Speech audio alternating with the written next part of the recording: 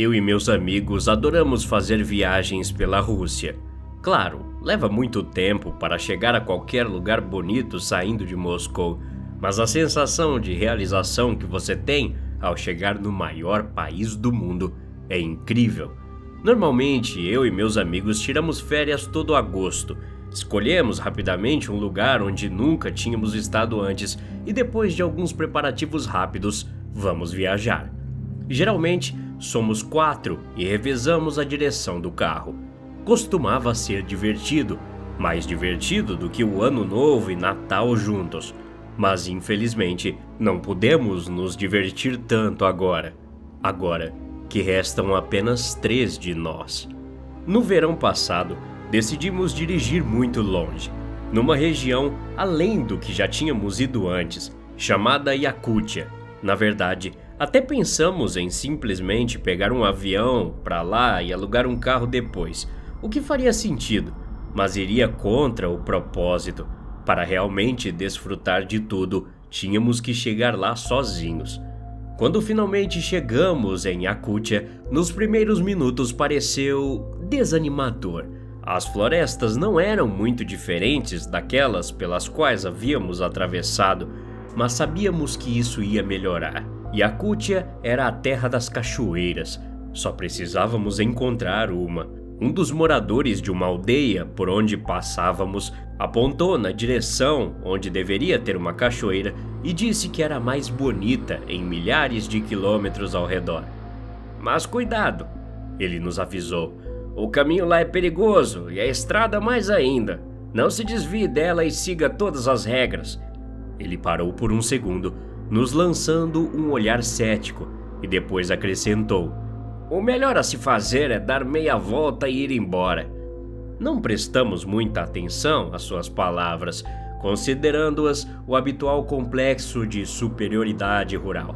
Ele provavelmente acreditava que éramos apenas garotos da cidade que se perderiam na floresta.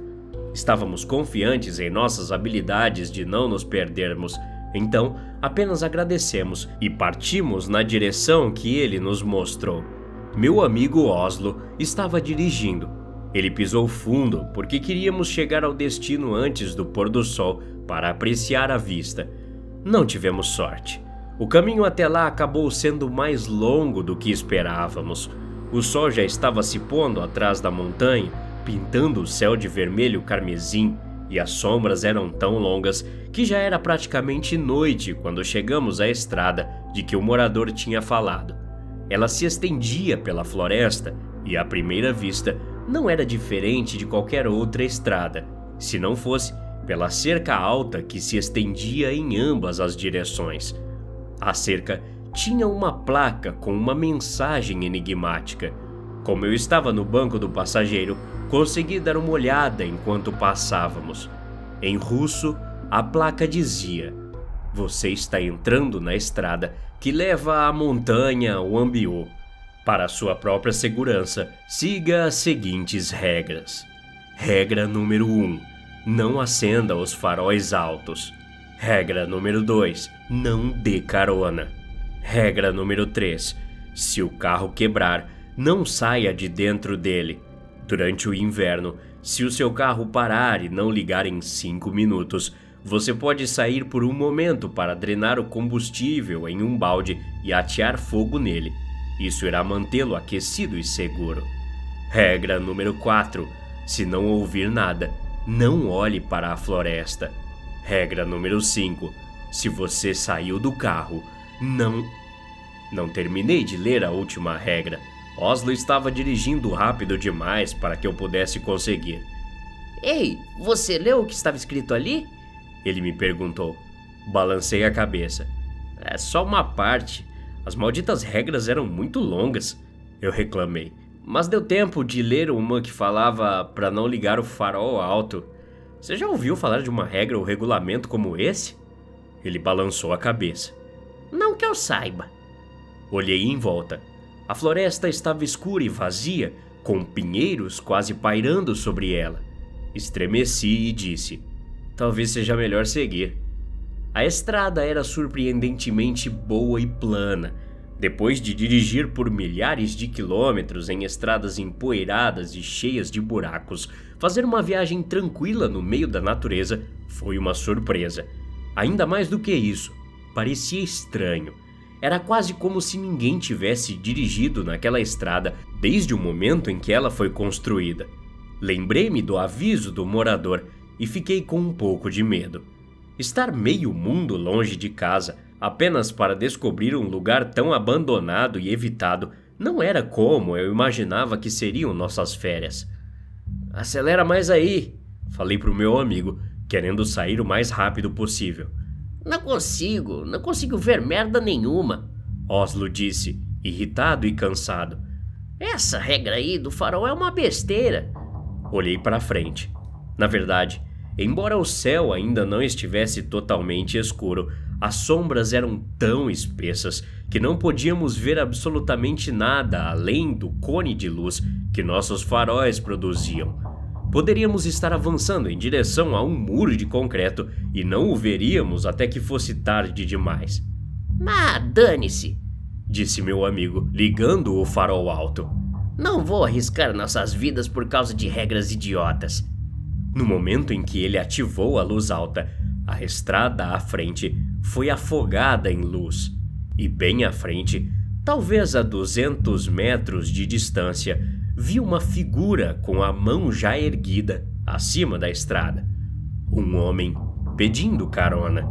Ele não estava andando pela estrada, mas sim parado ali, com os braços levantados, como se estivesse esperando que viéssemos buscá-lo. Apesar do fato de que as luzes deviam estar queimando suas retinas, ele ainda olhava diretamente para o carro, sem sequer levantar a mão livre para cobrir os olhos. Lembrei-me da segunda regra e arrepios percorreram minha espinha. Era como se as pessoas que colocaram aquela regra soubessem que isso iria acontecer. Foi apenas uma coincidência, ou eu estava ficando paranoico? As regras diziam para não dar carona? Avisei rapidamente meu amigo. "Sério? Bem, não é como se tivéssemos espaço de qualquer maneira." Ele acenou com a cabeça em direção ao banco de trás, onde nossos amigos estavam tomando a sexta cerveja, rindo, brincando e completamente alheios ao que estava acontecendo ao redor. Naquele momento, senti inveja deles. Fiquei com pena de não ser minha vez de me divertir. Passamos pelo cara pedindo carona, mas ele nem sequer virou a cabeça para olhar para nós. Continuou olhando para o horizonte, esperando o próximo carro. "Que diabos ele está fazendo na floresta a essa hora? Pelo jeito que você falou dessas regras, é perigoso ficar aqui à noite dando mole." Oslo disse. Talvez ele seja o perigo", brincou um dos nossos amigos. "Talvez ele seja um serial killer ou algo assim." Sim, talvez", Oslo disse. Foi então que o carro começou a desacelerar. O que você está fazendo?" Perguntei ao meu amigo, apenas para ver seu olhar cheio de pânico. "Nada, não sou eu. Tem alguma coisa errada com o carro." Regra número 3. Se seu carro quebrar, não saia de dentro. Primeiro o cara pedindo carona, e agora isso. As luzes apagaram-se e o motor parou de funcionar. Agora só a inércia nos levava. Oslo parou na beira da estrada. "Ah, droga!" Ele bateu no volante. "Vou dar uma olhada embaixo do capô." Espera!" Eu o agarrei pelo ombro. As regras diziam para não sair do carro se ele quebrasse. "E o quê? Devo esperar que os moradores locais venham me resgatar? Sem chance. Talvez esse seja o plano deles. Talvez eles queiram que esperemos que eles venham nos resgatar para que possam nos fazer pagar por isso", disse Oslo, saindo para abrir o capô. Ele deixou a porta aberta ao sair, deixando a brisa fresca entrar. "Ei, você está bem, cara? Você parece meio pálido." Um dos meus amigos me perguntou. Eu queria explicar a eles como me sentia, como era estranho que as regras descrevessem exatamente o que estava acontecendo conosco, e como tudo começou justamente quando quebramos a regra número 1. Mas também entendi como tudo parecia bobo e supersticioso. "O quê? Não, obrigado." Ouvi Oslo dizendo de repente do lado de fora. Olhei para fora e lancei-lhe um olhar perplexo.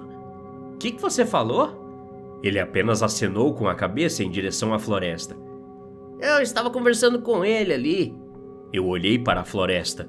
Não havia ninguém lá, mas Oslo estava conversando com alguém. Não, somos só eu e meus amigos. Você tem algum amigo aí? Ele disse para o nada. Olhei para ele depois de volta para a floresta e aguçei minha audição. Eu podia ouvir a coruja, os grilos, mas nada que lembrasse a fala humana. A pessoa com quem Oslo estava conversando estava invisível e silenciosa. Era como se ele estivesse ficando louco. Oslo, para de brincar comigo, eu disse a ele, esperando que fosse algum tipo de piada. É sério? Ok. Oslo disse, sorrindo em direção à floresta e indo para os arbustos. A grama e os galhos secos farfalhavam sob seus pés. Oslo, onde você tá indo? Ei! Gritei, mas ele ignorou meus gritos. Oslo entrou nos arbustos e no momento seguinte eu não conseguia mais ouvi-lo. Foi como se ele tivesse sumido no momento em que saiu de nossa vista. Enquanto eu estava forçando minha audição, percebi algo que quase me fez enlouquecer. Não é que eu não conseguisse ouvir apenas ele. Eu não conseguia ouvir a floresta inteira. Corujas, outras aves noturnas, grilos, todos ficaram em silêncio ao mesmo tempo, como se nunca tivessem estado lá, como se alguém tivesse desligado o som. Regra número 4. Se não ouvir nada, não olhe para a floresta. Lembrei-me e instantaneamente fechei os olhos. Só os abri quando me sentei no banco do motorista e senti minhas mãos apoiadas no volante. Não olhem para a floresta, gritei para meus amigos, talvez um pouco alto demais. Era uma das regras. Façam o que fizer, não olhem para lá, falei.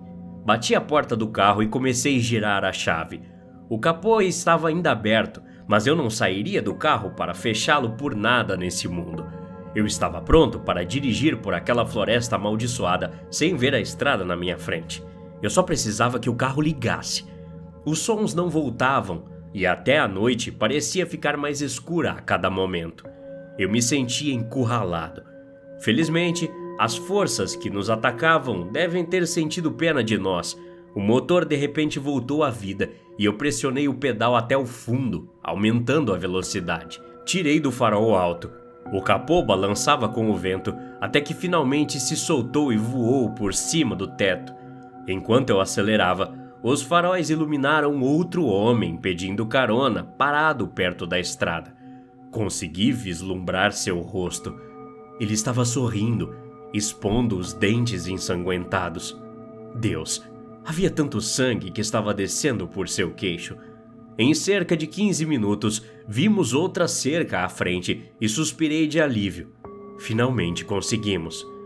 Então pensei em Oslo e comecei a chorar. Mesmo que não houvesse nada que pudéssemos fazer para salvá-lo, ainda assim não pude deixar de pensar que o abandonamos. Olhei de volta para a cerca e lá havia a mesma lista de regras que eu tinha visto no início. Dei uma olhada na última regra, que não tinha terminado de ler antes. Regra número 5. Se você saiu do carro, não fale com ninguém.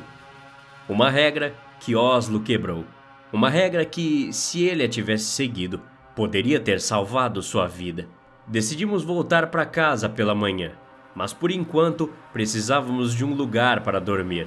Meus amigos olharam os mapas e fomos para a cidade mais próxima, a 70 quilômetros de distância. Quando entramos em uma pousada que encontramos, cansados e exaustos, o dono, após nos cumprimentar, perguntou: "Vocês chegaram aqui pela estrada que leva à montanha?" Como você sabe? Eu perguntei. Eu conheço essa expressão no seu rosto. Já vi muitas vezes isso ao longo dos anos. Você seguiu as regras? Ele perguntou. Eu silenciosamente balancei minha cabeça com um não. Que pena, sinalizou o dono da pousada. Então, o nome da montanha significa a Montanha do Mal na língua local. E aquele lugar era assim há séculos, muito antes de sua espécie chegar aqui. Pessoas desaparecem lá o tempo todo e até mesmo os mais poderosos de nossos xamãs não sabem que tipo de força reside lá. Prefiro não falar sobre isso, eu disse. Perdemos um amigo lá. Bem, isso é muito triste, mas conte com suas bênçãos. Poderia ser muito pior, ele disse, ameaçadoramente, olhando-me nos olhos. Você teve sorte de não ter atravessado aquela floresta durante o inverno. As noites de inverno de Yakutia nunca terminam. Um bando de garotos da cidade despreparados como vocês nunca conseguiriam sair vivos. O dono terminou dizendo, seus olhos bem familiares para mim. Olhos que pareciam do nosso amigo Oslo. Até a próxima. Obrigado.